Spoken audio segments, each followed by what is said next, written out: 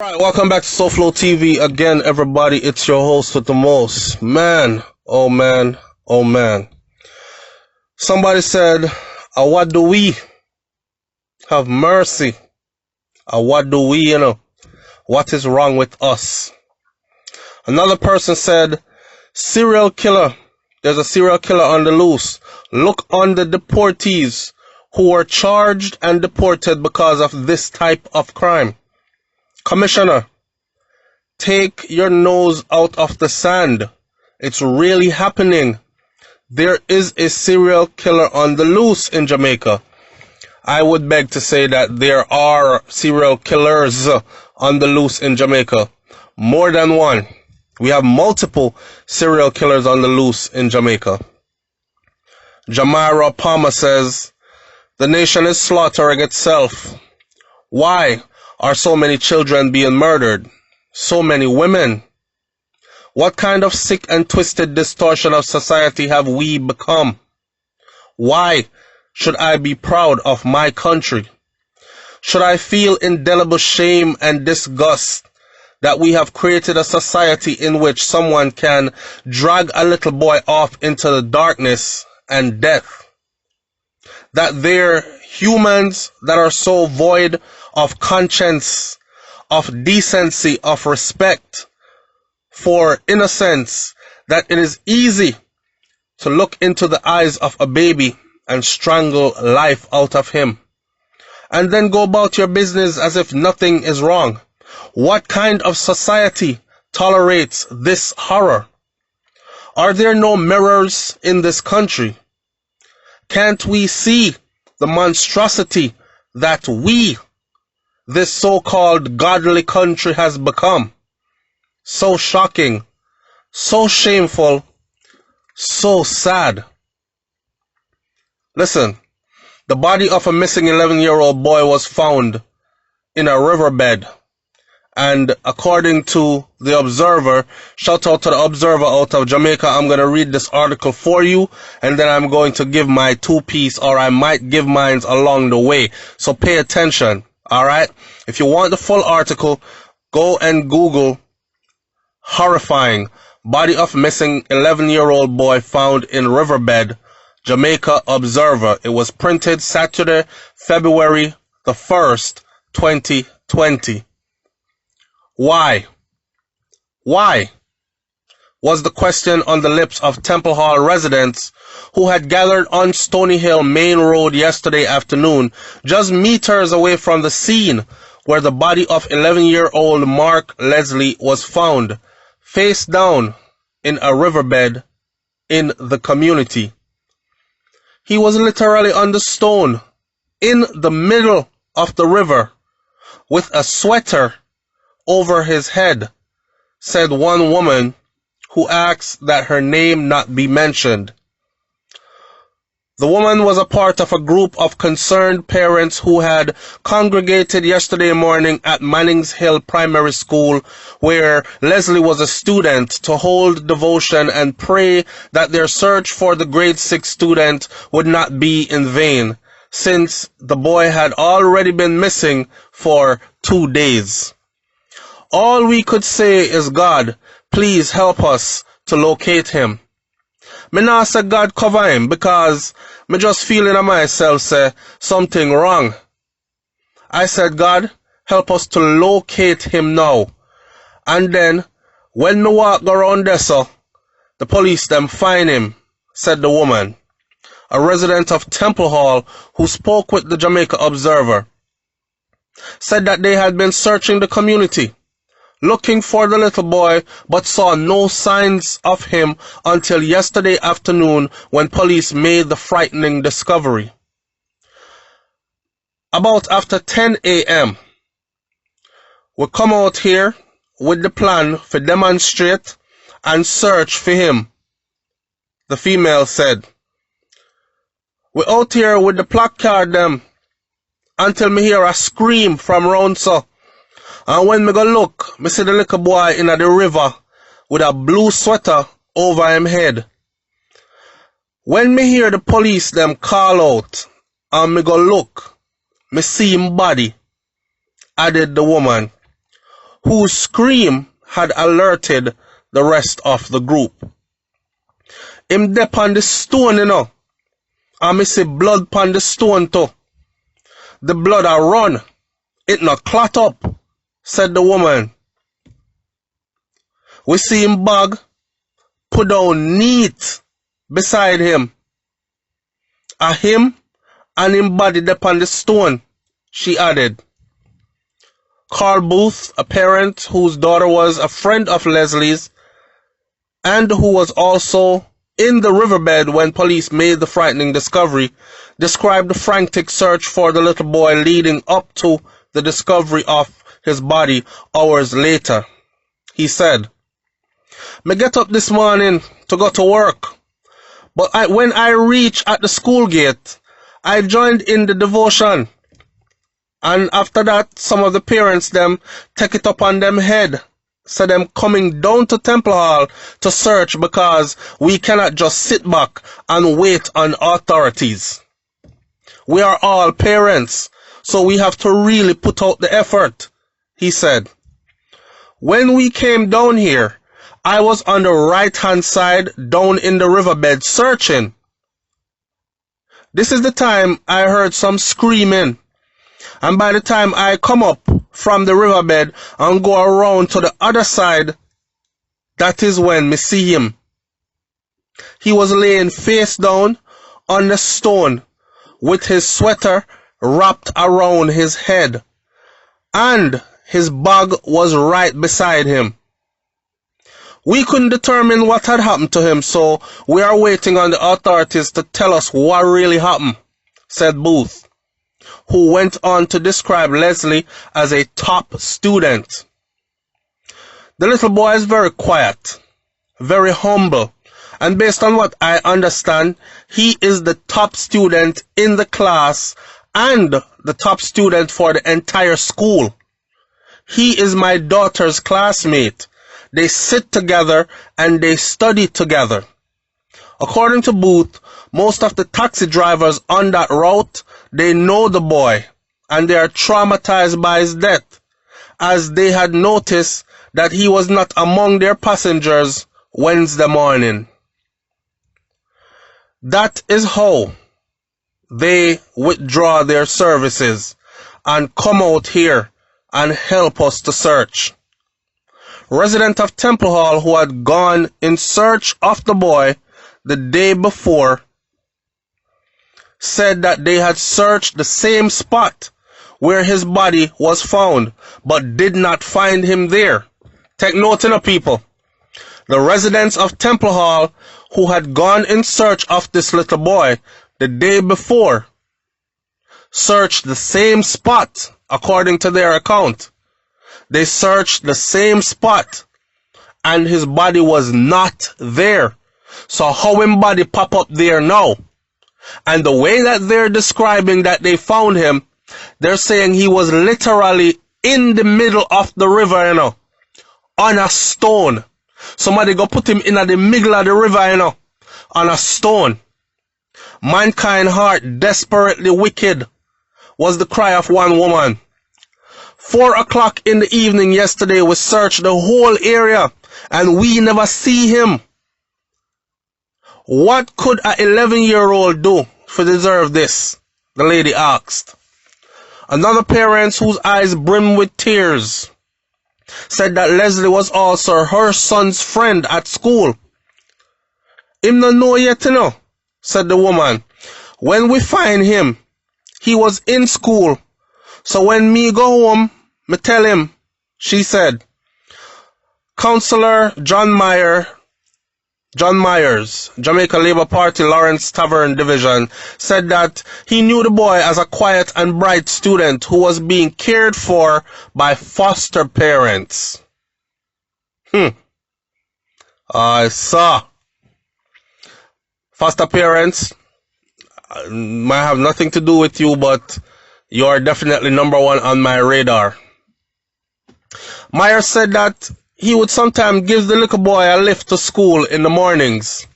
He was a brilliant little boy, but he was very reserved, and he's also very mannerable.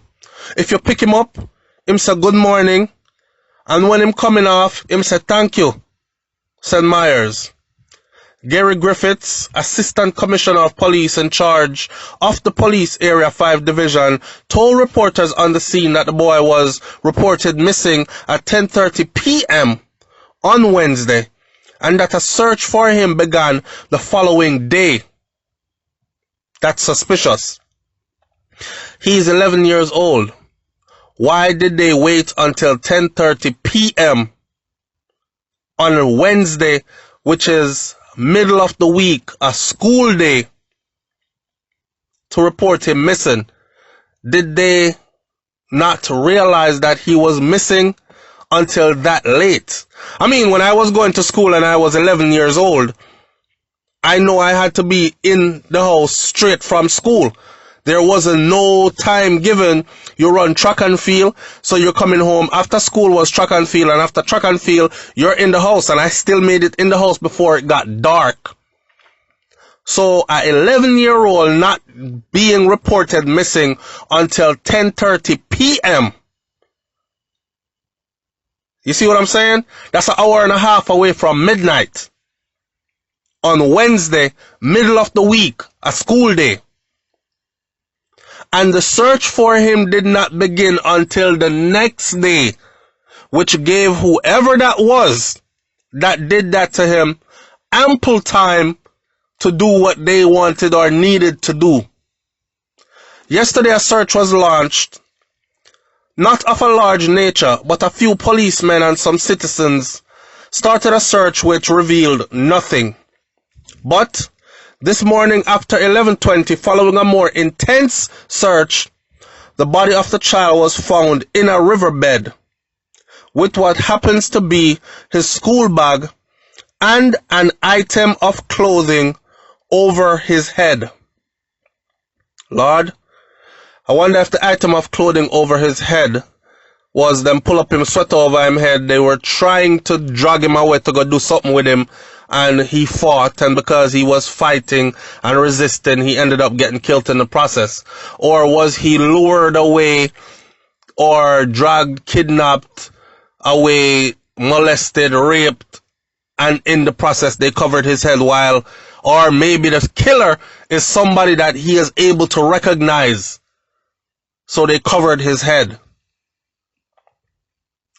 Right now the authorities have not said exactly what. They have not said it was blunt force trauma. They have not said that his body showed signs of that he was raped or molested. They have not released any information as far as what exactly had happened. As far as we know, he was on a big stone in the middle of the river. His school bag neatly placed right beside him, his head covered. An area where the residents said they searched the day before and didn't find him, so it's funny that he was found right there. The scene is being processed as we speak, so I can't say anything else, said the Assistant Commissioner. He said a motive had not yet been established for the boy's killing, but he appealed to the parents and the guardians to be more protective in reporting, or more proactive, in reporting missing children to the police. In other words, why would he be saying be more proactive in reporting missing children? It's because why did they wait so long? And like I said again, caretaker, foster parents, those closest to this little boy are immediately my number one suspects and on my radar. We appeal to parents and responsible citizens that when you see that children on the streets, be proactive, ask them questions. The truth is that parents need to exercise a greater level of guardianship, because for this child, the first report was made to us at 10:30 on Wednesday night. Exactly what I just said. Which is way past the hour you would expect a child to be home. Right? Meanwhile, let me stop right here and say this. If that child deadline was to be home at 5 p.m. in the evening, and they were not reported missing until 11:30 p.m. at night, whoever had this child had a whole 5 hours, 5.5 hours. Now, if this child was in the possession of someone and an all-out Amber Alert was blasted across the island and a frantic search, a thorough search was being put in place, then whoever had this child would have panicked at the moment, because they would have said, oh damn, they're coming, them a come, because them a look for him. But whoever had this child knew that nobody was looking for this child really around that time. Again, it is very suspicious that this child was not reported missing until 10:30 at night. Very, very suspicious. It's a sad moment for everyone in the community. Meanwhile, Juliet Cuthbert Flynn, the JLP Member of Parliament for the St. Andrew West Rural Constituency, was in a daze when she spoke with the Observer at the scene of the gruesome find. It's a sad moment in the community, she said, and I dare say in Jamaica, because we are hearing of too many of our children being taken away, and then when we do find them, they are not alive. They are murdered. Last week, I was away, and I heard of an 8-year-old being murdered, and now this week, an 11-year-old. It is too much. When we read these things, we don't know why. This little boy left to go to school and did not reach school. And then for us 2 days later to find his body, said Cuthbert Flynn. I think it's happening too often.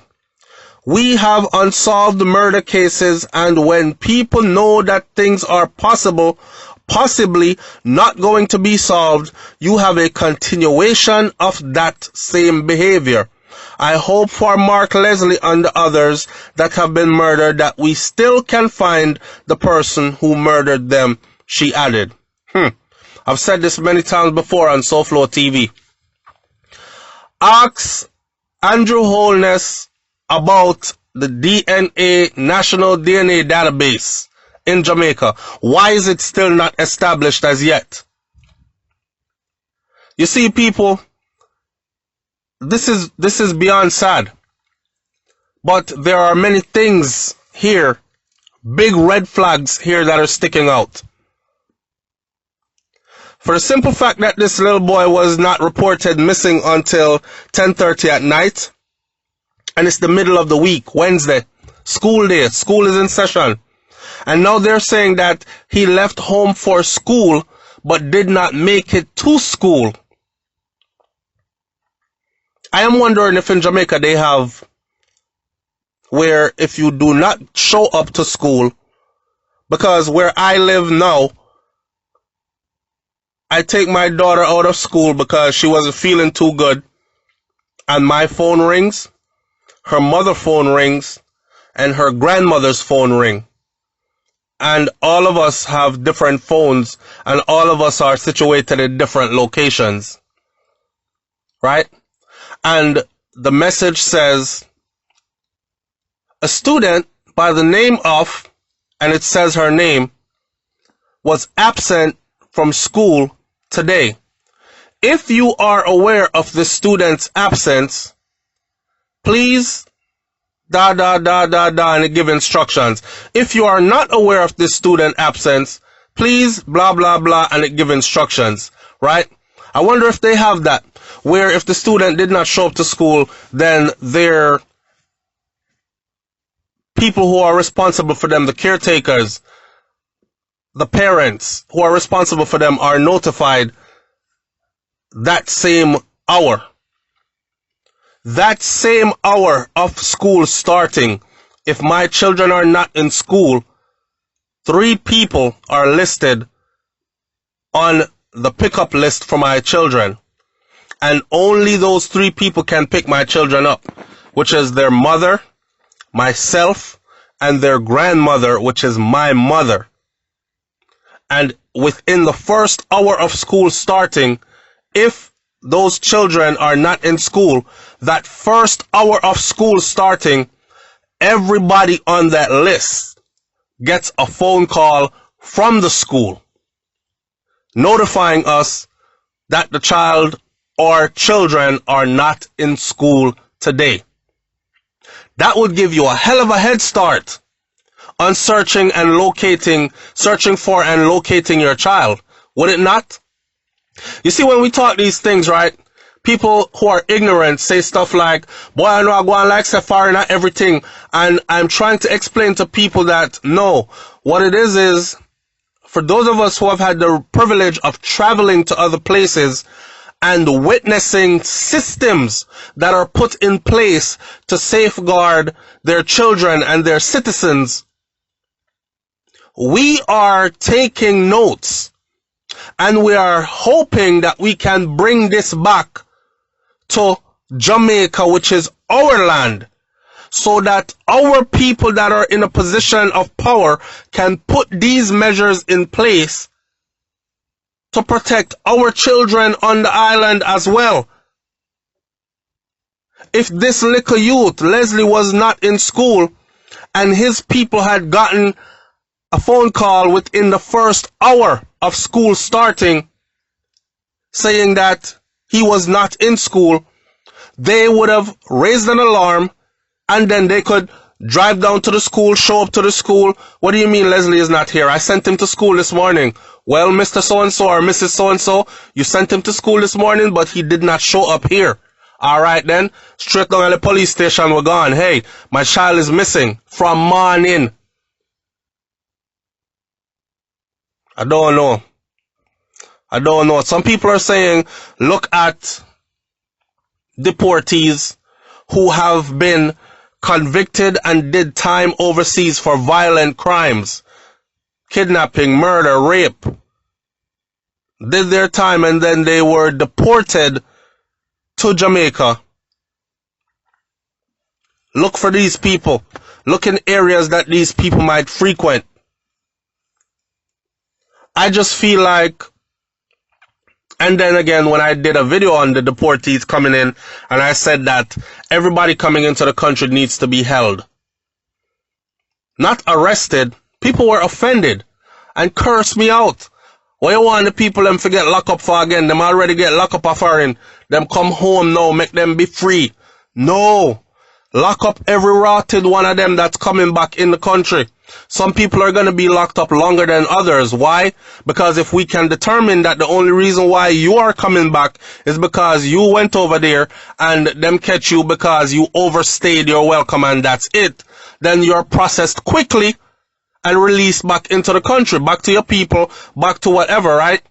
If you've been gone from Jamaica for 15, 20 years and you just did 15 years of hardcore prison life in the United States of America, you're probably not coming back with your mindset properly. So we need to do a database checkup and keep everybody is fingerprinted that comes in, right? Everybody is blood sample that comes in, right? We need blood tests ran on people. We need to know who are come back HIV positive, who coming back with what kind of diseases. We need to know who was incarcerated in the US and see their medical records to find out, did they lose their damn mind in prison when they were over there? Because a lot of people do. Were they on psychotic medications? Were they on behavioral medications and going through behavioral counseling and all these other things? You can't just have people release them from prison overseas, free them back into Jamaica. A lot of these people were overseas on psych medications, and now they are released into Jamaica and they're self-medicating. Smoke ganja all day, mix it with crack, take all kind of other drugs, coke, pop pills, everything. Shoot heroin, everything. And out here living crazy. And they're not able to get the psych medication and so on and so forth because they're no longer in that controlled environment. I'm just saying, leave no stones unturned. But there are so many more things that could be done to reduce the number of these types of things happening. But the more we make the list and the more we present them, is the more I notice that we are being ignored. Somebody says, SouFlo, you know what? Sometimes it's not even too good to talk about it, brother, because the powers that be want it to be just like it is. And they really don't like people who build a platform and then try to change things. You know what I'm saying? Because people have to dead. And people have to be in poverty. And some things have to go bad and people have to live in fear in order for certain other things to flourish. And I get it. All by design. Somebody say, oh, what do we? No man, some kind of madness must be in the ear. Another person said, this is sad. Indeed. This is very, very sad. This senseless killing of women and children, this has got to stop. Sandan says, the little boy's killer is right among the crowd. The authorities need to expedite the autopsy of this little boy and publish the findings so that the nation has a clearer picture of what is going on. The daily slaughter of youths cannot be taken lightly and warrants some serious intervention and crime-fighting technology. The problem is, as soon as the government devise a new scheme to fight these crimes, they make public and grand announcements to alert the criminals, thus minimizing the ability to reap rich fruits. Well, it's crazy. It's crazy. My mind is baffled because, and I'm sure other people's are too. Sure other people are too. We are waiting on divine intervention. Wait, it soon come. It soon come. Sad, man. Oh boy. People, leave your comments in the comment section below and tell me what you think about this one. What do you think happened to this little boy? Put your scenario out there. Let me say this before I end this video. I noticed that when they say in the paper, for instance, they say a man is wanted by the name of Sheldon Jones. 90% of the time they don't even show a picture of Sheldon Jones. And I have to go dig up and do research. And then a week later them show a picture of Sheldon Jones in some little small article. Where's the emergency? Sheldon Jones' face should be on the front page of every moving magazine, newspaper, website, posters, light posts. You understand? Anyhow, I'm wondering why children are still being left unsupervised. How can we educate our children closer to the homes, is what someone said. Jano. I don't know what more to say. Let me leave this right where it's at. I'm out. Peace.